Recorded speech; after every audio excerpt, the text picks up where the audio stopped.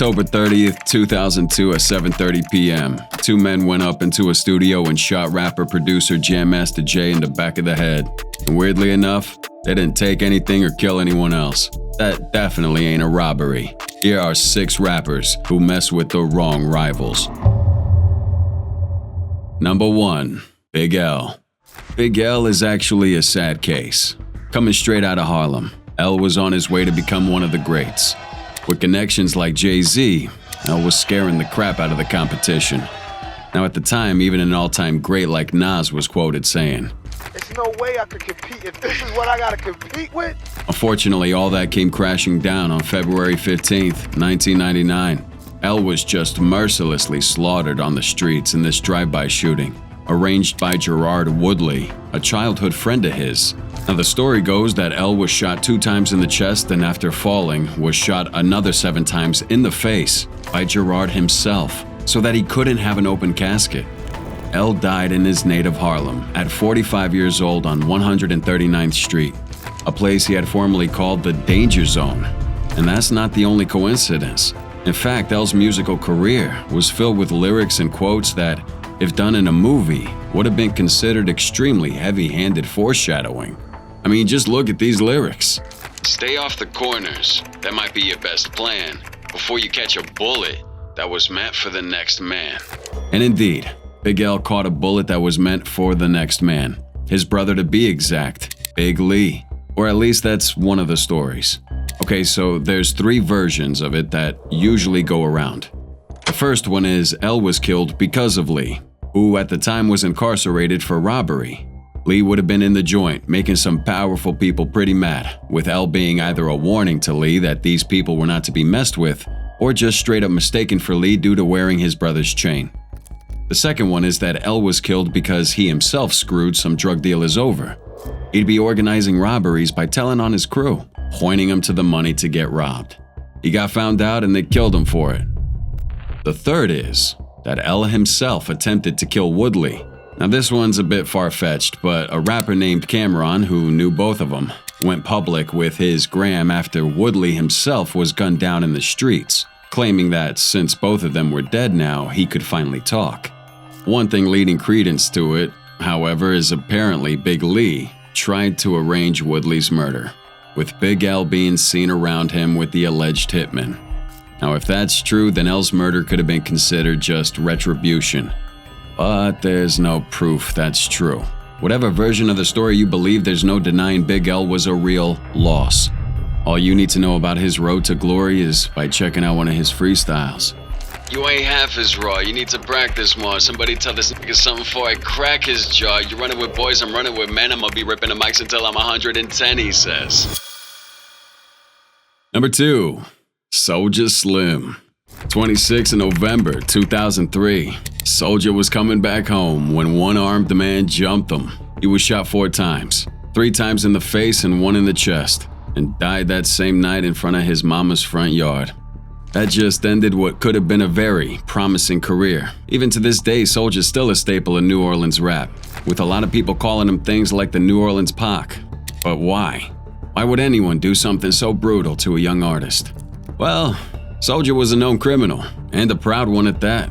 Not to speak ill of the dead, but it was a well-known fact. Soulja was constantly putting himself in trouble. Worse yet, he enjoyed it, going so far as to brag about it in his songs like the infamous If It's Beef, where he raps about killing and robbing drug dealers. I'ma leave 'em buck naked, close the slots there, pass me a shoe. Unless your round put a hit over the issue. I'm true to it, yeah. Eventually, his actions caught up to him and a bounty was put on his head. 10 G's for his life after he supposedly robbed and killed a drug dealer. That or a 7th Street rapper, or a bunch of other dudes. Frankly, it's hard to tell why exactly he was marked, especially since no one was ever arrested for his murder. We can tell for certain someone put a hit on him. We just don't know why. As for who did it, there's no way to be sure anymore. But there's a reason to believe that the one responsible was a man named Jarrell Smith. Now, Smith was arrested with a sheet that would make the devil blush. He was already implicated in 3 other murders. And not only that, but he also had a weapon packed with bullets matching the ones found in Soulja's murder scene. He wasn't arrested though, oh no. He actually walked due to a lack of witnesses and wound up being implicated in 3 other murders by 2008, before finally being killed in 2011 in Houston, allegedly by Ivory B. Stupid Harris and Jerome Man Hampton. Both New Orleans rappers, though there's not a reason to believe that this death had anything to do with Soulja. Some claim that Jarrell didn't do it alone. Story goes that he got cold feet and was afraid of Soulja since he was a hardened criminal. Jarrell would have enlisted the help of a man named Stephen Kennedy, who would have been the actual triggerman, with Jarrell being only the driver. But honestly, at this point, with no convictions, arrests, or anything of substance being discovered, it's impossible to know what happened and who did it. The streets can keep on talking. All we can say for sure is that real talent was lost, and that someone got $10K for it. Number 3. Mac Dre. Early 90s Vallejo was experiencing a surge of bank robberies, with a lot of leads but no evidence. Police decided to start monitoring rappers and their lyrics, looking for something that would incriminate the right people. One of these rappers was Andre Mac Dre Hicks. Having grown up in poor situations, Mac was exposed to violence from both sides of the law, witnessing firsthand how the police constantly harassed innocent people with no cause. That came through in his songs, where he attempted to wake up the neighbors, which obviously put him in the spotlight. The unfortunate truth, however, is that Mac's initial career was funded by the Romper Room Gang, a group famous for robberies. Something he didn't care much to hide, as his own label was named Romp Productions. Police knew that Mac and his friends were involved with crime, but they couldn't really pin anything on anyone. Eventually, they found Corey DeAndre, a snitch, who hooked up with the Romper Room with a wired car, and from that point onwards, the stage was set. In March 1992, Mac was returning from a gig in Fresno with some friends after a nice performance when their car was surrounded by FBI and Vallejo police force. Mac and his friends were arrested. Supposedly, Mac's friends were casing a bank, but had changed their mind after seeing a local Fresno TV news van in the parking lot. He, of course, denied everything. He was in a motel room while his friends were out and couldn't know anything. But unfortunately for him, the police didn't buy it. They had a gun linked to bank robberies that was found in his apartment, and a recording that had him telling someone to shoot out the surveillance cameras. Damning evidence that could not only put him in prison, but potentially kill all momentum he had in his career. He was charged with conspiracy to commit bank robbery. Here's where it gets interesting. Now, Mac could have gotten a plea deal if he told police which of his friends were robbers and what their roles were, but he didn't. He refused to snitch on the people who helped him kickstart his career. His friends didn't snitch on him either.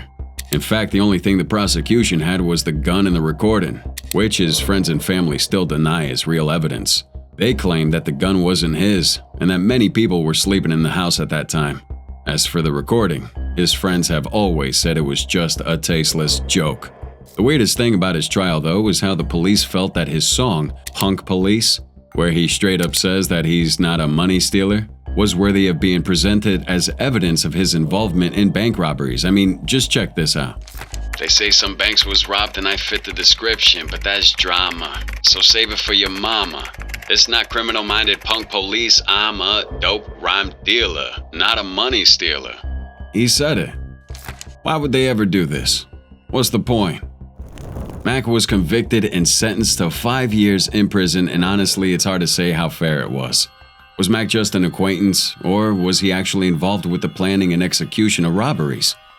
Mac went to prison either way and attempted to make the most out of his time. In prison, he kept rapping, and even released a full album called Young Black Brother, recorded through the Fresno County Jail inmate telephone. Mac wound up being released early for good behavior and kept rapping until his death. As for how he died, an unidentified gunman shot at his van while traveling through Route 71 in November 2004. Mac died at the scene from a bullet to the neck. Some say Anthony Fat Tone Watkins, a local rapper, was the one responsible, but no evidence was ever found, and Anthony himself was shot dead the following year. There's no reason to believe Mac ever involved himself with crime again, or that anything in his past was in any way related to his death. Number 4. Jam Master Jay. Everyone, and I mean everyone, knows 50 Cent and the 9 Bullets story. But there's a real chance you never heard of 50's mentor, Jam Master Jay. And if you didn't, brother, you better strap on cause it's about to get nasty. Before we get into it, however, some backstory. October 30th, 2002, 7:30 p.m. Jam Master Jay shot in the back of the head inside his own studio. He was there with a friend and an assistant. His friend was also shot in the leg, but other than that, no one else was hurt. Neither of them saw anything. They don't know who did it or why, with his friend Tony Riccone straight up refusing to speak. Yeah, right. Here are the known facts. At least 2 dudes came into the studio, which wasn't too much of a space. One held up the door, and the other shot Jay. His assistant Lydia High and his friend Riccone both were left pretty much unscathed. Time goes on, no one's arrested, not until 2020 at least. Now before we go on, there have been a number of theories of why Jay was killed. The most popular one, of course, is the one about 50 and the ghetto Quran beef. 50 had a way of digging holes for himself. Too much bravado for a man who was just as much of a street criminal as anyone else in that clique. Eventually that caught up to him when 50 released Ghetto Quran, a single where he called out Kenneth Supreme McGriff and Gerald Prince Miller, respectively the biggest drug lord at that time in place and his second in command. Yo, when you hear talk of the South Side, you hear talk of the team. See niggas feared Prince and respected Preem. For all you slow motherfuckers, I'ma break it down illa. See, Preem was a businessman and Prince was the killer. Now, even just dropping their aliases like that in a single was considered enough offense to warrant an attempt on 50's life. The same one where Daryl Brown shot him 9 times and he survived. The story goes that unfortunately 50 wasn't the only one in Supreme's and Prince's hit list, and that his mentor was also thought responsible since he didn't keep 50 on a tighter leash. Funny thing is, there's never been any proof of that. And even though Daryl Brown died 3 weeks later, with 50 supposedly being the one behind that, nothing was ever done in order to help Jam Master Jay's killers get their comeuppance. Wanna know why? 'Cause that's not what happened. The theory cops are running with these days, and are actually successfully arresting and prosecuting with, is that Jay kinda brought it on himself. Apparently the man was broke, like nearly bankrupt broke, and started working with heavy drugs together with the bigwigs. Jay was selling cocaine, moving huge blocks, and making money to stay afloat and not lose the label he worked so hard for. Unfortunately, the decision to move into crime probably sealed his fate in a much more permanent way. Jay was in a crew with at least 2 other guys, one named Darren Big D Jordan, and the other Ronald Tenarn Washington, and together they were looking to sell a pile of coke on behalf of the Baltimore distributor known as Uncle. Uncle was the head of the Black Family Mafia, a ruthless dude that no one should ever mess with, which means that of course they would do just that. The deal never went through, and they cost Uncle $180,000. That would be bad enough, and arguably Jam Master Jay could have been killed just for that, but that's not all he did. How did they get so much coke? I don't know, no one does. The only thing we can say, with any modicum of certainty, is that Darren Big D had a son named Carl Lil D, and that Carl Lil D had some sort of issue with Jay. We also know that he's the one that got him the coke, which would mean that he's the one who was closest with the Black family. And we also knew he never participated in closing the deal because Jay cut him out at the final steps. Now for some tragic math. What do you have when you take poor results plus alienating your allies when dealing with huge mafia dealers? Yeah, it means death. Jay made it too easy to be scapegoated. Blaming him would save everyone else, so they did. And he died, and they went on doing whatever it is they did. Fortunately, Ronald and Carl were both indicted in 2020 together with one Jay Bryant, whose DNA was found at the murder scene. With the trial scheduled for January 2024, almost 22 years after Jam Master's death, we might finally be getting the answers we were all waiting for. Number 5. MF Grimm. In 1994, Grimm was on the road to success. He was about to sign with the soon-to-be Death Row Records and was working personally with the doctor himself. Then, on a snowy Manhattan night, things changed. Known in the hood for slinging dope, Grimm had recently returned to New York and was pretty much out of the game when at least 4 gangbangers surrounded him in his car with his brother inside, Jansen Smalls, and opened fire. Jansen died in that attack, and Grimm went comatose. Grimm was shot 7 times, with bullets hitting him all over. Doctors believed he would lose his vision, hearing, and even the ability to speak, all of which Grimm wound up recovering from. The one thing he didn't recover from, however, was leg movement. The attack left him forever paralyzed from the waist down. After that, it was pretty much over. No record label would touch him with a 10-foot pole. His brother was dead, and he was overcome with depression. He wished he were dead, and his career really was. But not for long. You see, Grimm was born for stardom. I mean, the dude was literally a Sesame Street regular as a kid, always involved with theatrics and music, and had a natural talent for music that very few people had ever demonstrated. It didn't matter that the labels didn't want him anymore. He could do it alone, and he did, with his best work coming out after the hit. Thing is, Grimm might have become a cripple, but it didn't erase any of his past mistakes. The cops finally got him for his early life of crime in the early 2000s. Grimm got life for conspiracy charges related to his time selling dope, something that was again threatening to put an end to his career. Thing is, that didn't stop him either. Grimm paid bail and went out for a single day, and in that one day, he recorded the entirety of his debut album, The Downfall of Iblis, a ghetto opera. The whole thing had a quiet desperation and fear that resonated with listeners all across the country. And one could assume it really helped Grimm keep his hopes up, because the dude went on to study law while in jail and sue the crap out of the state until they eventually let him out. Yeah, that's right. Grimm was able to reduce his sentence from life in prison to 3 years. Talk about successful lawyering. After he got out, things finally started looking up for Grimm, with new albums, singles, and even a comic book with his life being released. However, for better or worse, Grimm never really went back and explained what happened on that cold Manhattan night. In fact, to this day, no one's been arrested or even implicated in that attack. His crippling will forever be a mystery, and it'll do so with his blessing. And number 6, Fat Pat. Patrick Fat Pat Hawkins was a member of the Dead End Alliance, and his brother, John Big Hawk Hawkins, DJ Screw, and KK, all of which were original members of Houston's legendary Screwed Up Clique. Patrick was the rising tide that would have lifted all boats. A star in the making that was snuffed too soon. But how? And more importantly, why? That's where it gets weird. No one knows for certain. It would be disingenuous to say that Pat didn't have any connection to the streets. Houston's hip-hop scene at the time was just as criminally inclined as any other, with even their own musical brand being heavily inspired by the infamous Purple Drank.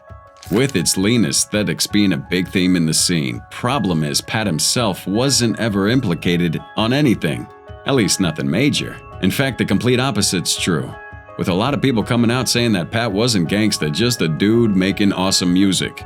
Sure, these could be attempts to preserve his legacy, but there's no publicly confirmed reason to not give the dude the benefit of the doubt.